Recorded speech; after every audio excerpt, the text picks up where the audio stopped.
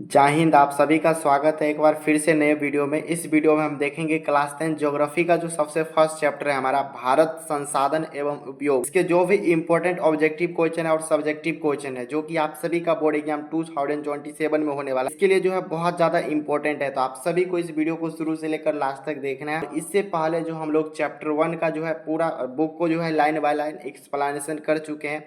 आप सभी नहीं देखे होंगे तो चैनल के प्लेलिस्ट में जरूर देख सकते हैं। तो देखिएगा आप सभी के फोन स्क्रीन पर जो है सबसे फर्स्ट क्वेश्चन है, कोयला जो है किस प्रकार के संसाधन है। ऑप्शन ए देखिएगा तो अनवीकरणीय संसाधन, बी हमारा नवीकरणीय संसाधन, सी जैव और डी अजैव। तो आप सभी जानते होंगे कोयला जो है हमारा किस प्रकार की संसाधन हो जाएगा, तो अनवीकरणीय संसाधन, यानी एक बार जिसका यूज हो जाता है तो दोबारा इसका हम यूज नहीं कर सकते। तो आप सभी का जो है ऑप्शन नंबर ए बिल्कुल सही आंसर है। नेक्स्ट क्वेश्चन देखिए, इसका दूसरा नंबर क्वेश्चन है, आपका जो बुक है इसका ये सभी क्वेश्चन है। सौर ऊर्जा निम्नलिखित में कौन सा संसाधन है। देखेंगे मानवकृत है, हमारा पुनः पूर्ति योग्य है, और जैव है या चक्रीय संसाधन है। तो यहाँ पर देखिए सौर ऊर्जा जो हमारा इसको बार बार पुनः प्राप्त कर सकते हैं। तो आप सभी का जो है यहाँ पर ऑप्शन नंबर बी जो है बिल्कुल सही आंसर है। देखेंगे आगे का क्वेश्चन है आप सभी बुक का, तट रेखा से कितनी किलोमीटर क्षेत्र अपमार्जक आर्थिक क्षेत्र कहलाता है। तो देखिए 100 हमारा हो जाएगा, 200 हो जाएगा या 150, और डी देखेंगे तो हमारा 250। तो आप सभी जानते होंगे तट रेखा से जो है हमारा 200 जो एनएम होता है ये हमारा क्या कहलाता है, तो अपमार्जक क्षेत्र कहलाता है। तो ऑप्शन नंबर जो है बी आप सभी का सही आंसर है। नेक्स्ट क्वेश्चन देखिए 4 नंबर क्वेश्चन है आप सभी का बुक का, डाकू की अर्थव्यवस्था का संबंध है संसाधन का संग्रह करना, बी देखेंगे संसाधन का विदोहन करना, सी देखेंगे संसाधनों से नियोजित दोहन, और डी इनमें से कोई नहीं।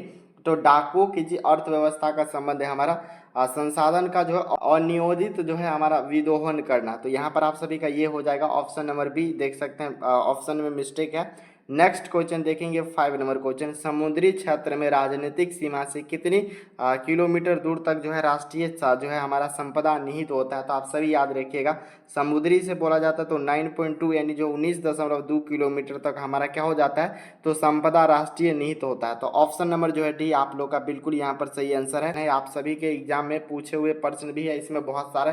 तो पहला क्वेश्चन देख लीजिए, वो सभी प्रश्न जो है आपके बुक का 5 क्वेश्चन था उसको करवा चुके हैं। पर्यावरण संरक्षण हेतु पहला जो है विश्व शिखर सम्मेलन कब आयोजित किया गया था। तो आप सभी देखिए ऑप्शन ए 1972, 1985, 1992, 1955।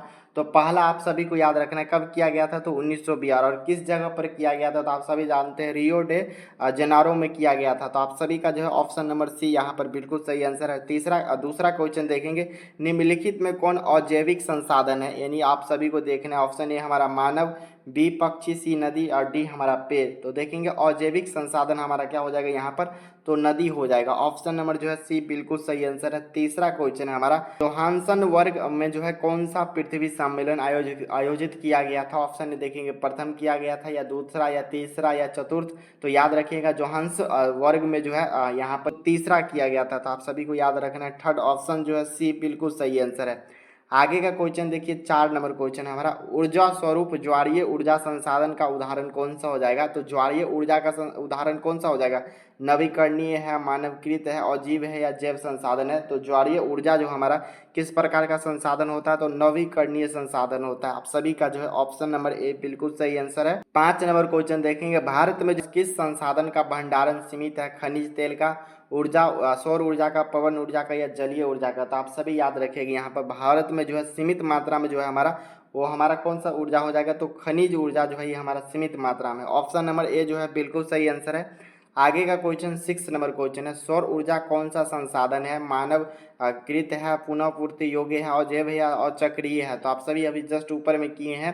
तो सौर ऊर्जा जो हमारा पुनः पूर्ति योग्य संसाधन है। ऑप्शन नंबर जो है बी आप सभी का बिल्कुल सही आंसर है। आगे का क्वेश्चन हमारा 7 नंबर क्वेश्चन है, पंजाब में भूमि ह्रास होने का प्रमुख कारण क्या है, अधिक सिंचाई हो जाता है तब होता है। तो आप सभी का जो ऑप्शन नंबर डी जो है बिल्कुल सही आंसर है। आगे का क्वेश्चन देखेंगे 8 नंबर क्वेश्चन, बहुत ज़्यादा इंपॉर्टेंट है। भारत में जो सोपानी कृषि किस राज्य में प्रचलित है। तो यहाँ पर देखिए हरियाणा में, पंजाब में, बिहार के मैदानी क्षेत्र में, या उत्तराखंड में। तो आप सभी याद रखें सोपानी जो कृषि प्रचलित है हमारा उत्तराखंड में। आप सभी का जो है डी ऑप्शन बिल्कुल सही आंसर है। 9 नंबर क्वेश्चन देखेंगे, भारत में काली मृदा का अन्य नाम क्या है। तो आप सभी देखेंगे तो आप सभी का ये कृषि से क्वेश्चन आ चुका है, कोई बात नहीं। तो ये हमारा रेगुर हो जाएगा। ऑप्शन बी जो है बिल्कुल सही आंसर है।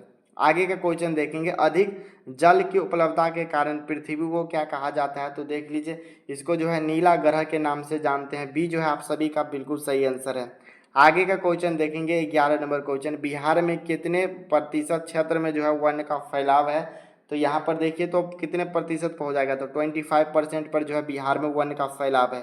आगे का क्वेश्चन हम सभी देखेंगे 12 नंबर क्वेश्चन, भारत के जो है किस राज्य में वन का सबसे अधिक विस्तार है? केरल हो जाएगा, कर्नाटक, मध्य प्रदेश या उत्तर प्रदेश? तो देखिए यहाँ पर भारत के किस राज्य में सबसे अधिक है? तो आप सभी को याद रखना है मध्य प्रदेश में। ऑप्शन नंबर जो है सी आप सभी का बिल्कुल सही आंसर है। 13 नंबर क्वेश्चन देखेंगे, भारत देश में बांधों को भारत का मंदिर किसने कहा था? महात्मा गांधी, डॉक्टर राजेंद्र प्रसाद और सी देखेंगे पंडित जवाहरलाल नेहरू, डी देखेंगे स्वामी विवेकानंद। तो आप सभी याद रखिएगा, भारत देश में जो है बांधों का जो है भारत का मंदिर किसने कहा था? तो पंडित जवाहरलाल नेहरू।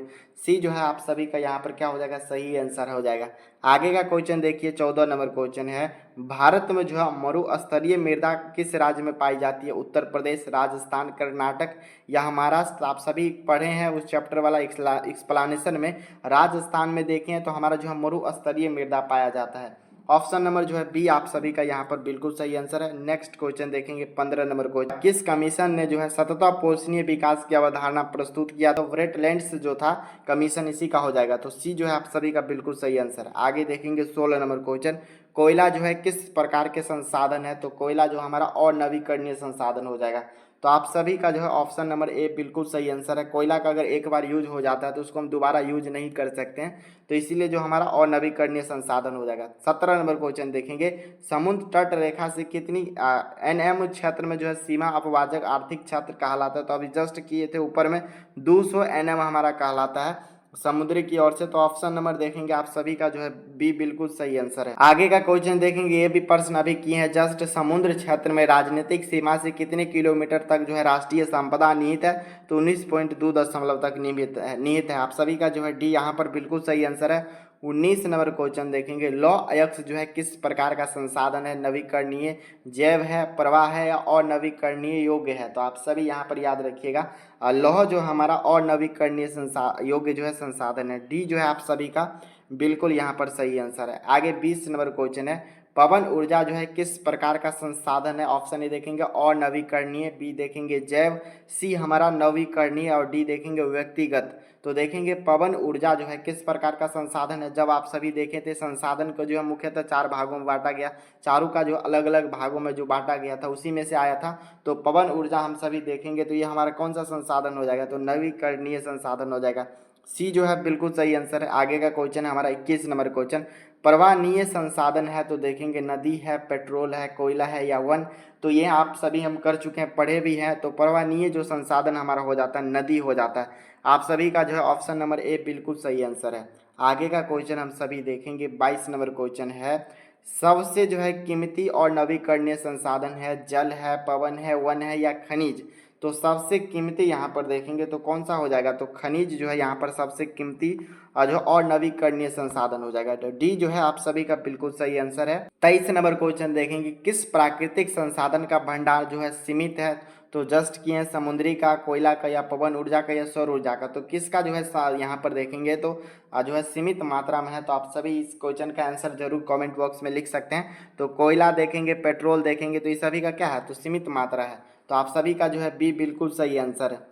आगे का क्वेश्चन देखिए 24 नंबर क्वेश्चन है, संसाधन के रूप में पदार्थ का अस्तित्व किस पर निर्भर करता है? मूल्य पर, मात्रा पर, उपयोगिता पर या मूल्यांकन पर? तो यहाँ पर आप सभी हमें बता सकते हैं। तो उपयोगिता पर जो है सबसे ज़्यादा निर्भर करता है। सी जो है बिल्कुल सही आंसर है। आगे का क्वेश्चन हमारा 25 नंबर क्वेश्चन है, संसाधनों के विवेकपूर्ण उपयोग का प्रस्ताव किस वर्ष पारित हुआ था? 1987, 1951, 1968, 1975? तो आप सभी याद रखिएगा, हमारा जो 1968 ईस्वी में जो है संसाधनों के विवेकपूर्ण उपयोग का प्रस्ताव पारित किया गया था। सी जो है आप सभी का बिल्कुल सही आंसर है। आगे का क्वेश्चन 26 नंबर क्वेश्चन है, सार्वजनिक स्थान पर बना विद्यालय किस प्रकार का संसाधन है? व्यक्तिगत है, समुदाय है, राष्ट्रीय है, अजैव। देखिए ये सभी प्रश्न जो है काफ़ी ज़्यादा महत्वपूर्ण हो जाता है। तो सार्वजनिक स्थान पर यहाँ यानी देखेंगे उस समुदाय के सभी लोग जिस जगह पर इकट्ठा हो सकते हैं, तो हमारा कौन सा संसाधन कहलाएंगे? तो समुदाय संसाधन कहलाएंगे। बी जो है बिल्कुल सही आंसर। यहीं पर पूछ लेगा मंदिर जो है किस प्रकार के संसाधन इसमें आ जाएगा, तो ये भी हमारा समुदाय हो जाएगा। तो आप सभी याद रखिएगा, बी जो है बिल्कुल सही आंसर है। आगे का क्वेश्चन देखिए 27 नंबर क्वेश्चन, बहुत ज़्यादा इंपॉर्टेंट प्रश्न है और आपके एग्जाम में पूछे हुए प्रश्न है। लिमिट्स टू ट्रूथ नामक पुस्तक किस वर्ष प्रकाशित किया गया था? 1972, 1982, 1975, 1990। तो यहाँ पर आप सभी हमें बता सकते हैं। तो लिमिट्स टू ट्रूथ नामक जो पुस्तक है ये हमारा 1972 ईस्वी में पारित किया गया था। तो ऑप्शन नंबर जो है ए आप सभी का बिल्कुल यहाँ पर सही आंसर है। आगे का क्वेश्चन देखिए 28 नंबर क्वेश्चन है, 1992 में जो है रियो डी जनेरा में जो है कौन सा सम्मेलन हुआ था? तो देखेंगे महाद्वीपीय सम्मेलन हुआ था, जनसंख्या को लेकर हुआ था, या जलवायु को लेकर देखा हुआ था, या डी देखेंगे तो पृथ्वी को लेकर हुआ था। तो प्रथम जो सम्मेलन हुआ था किस चीज़ को लेकर हुआ था? तो पृथ्वी को लेकर हुआ था। ऑप्शन नंबर जो है डी बिल्कुल सही आंसर है। आगे देखिए 29 नंबर क्वेश्चन है, किस संसाधन की कमी जो है राजस्थान में है? तो देखेंगे सौर ऊर्जा, पवन ऊर्जा, जल ऊर्जा, या पशु ऊर्जा। तो देखेंगे राजस्थान में जो है वहाँ पर सबसे ज़्यादा जो कमी है जल का जो कमी है, यानी जल संसाधन का कमी है। ऑप्शन नंबर जो है ए आप ऑप्शन नंबर जो है सी आप सभी का बिल्कुल सही आंसर है। सभी प्रश्न देख सकते हैं, बहुत ज़्यादा महत्वपूर्ण प्रश्न है। आगे 30 नंबर क्वेश्चन देखेंगे, किसने कहा संसाधन होते नहीं है बल्कि बनते हैं?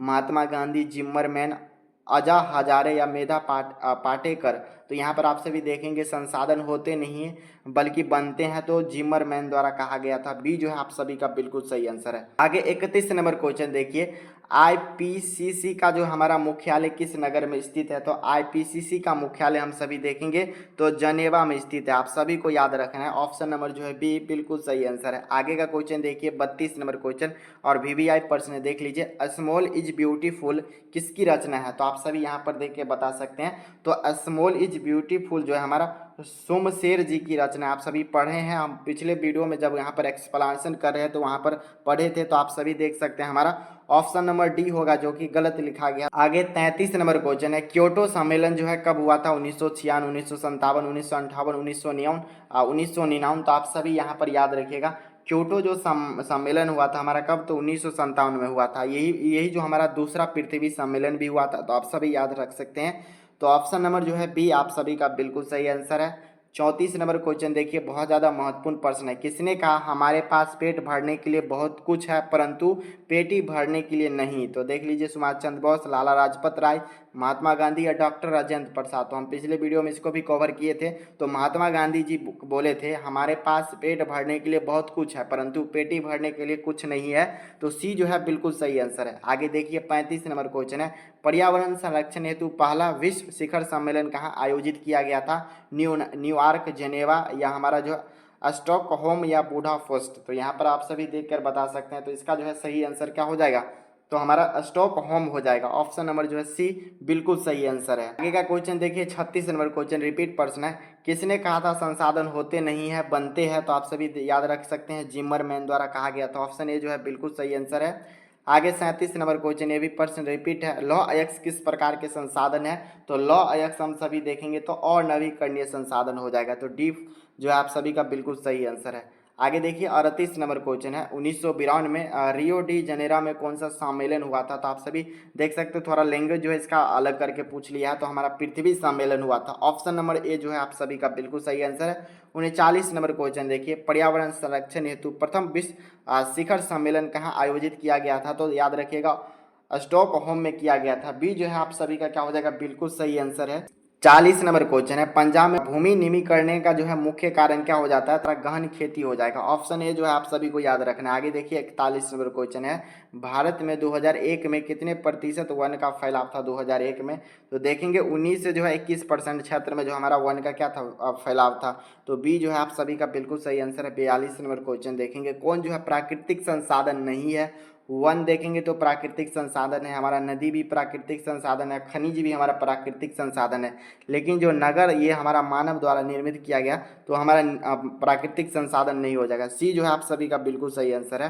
43 नंबर क्वेश्चन देखिए, खनिज लौ एक्स किस प्रकार का संसाधन है? तो ये प्रश्न तो कर ही चुके हैं हमारा, और नवीकरणीय संसाधन हो जाएगा।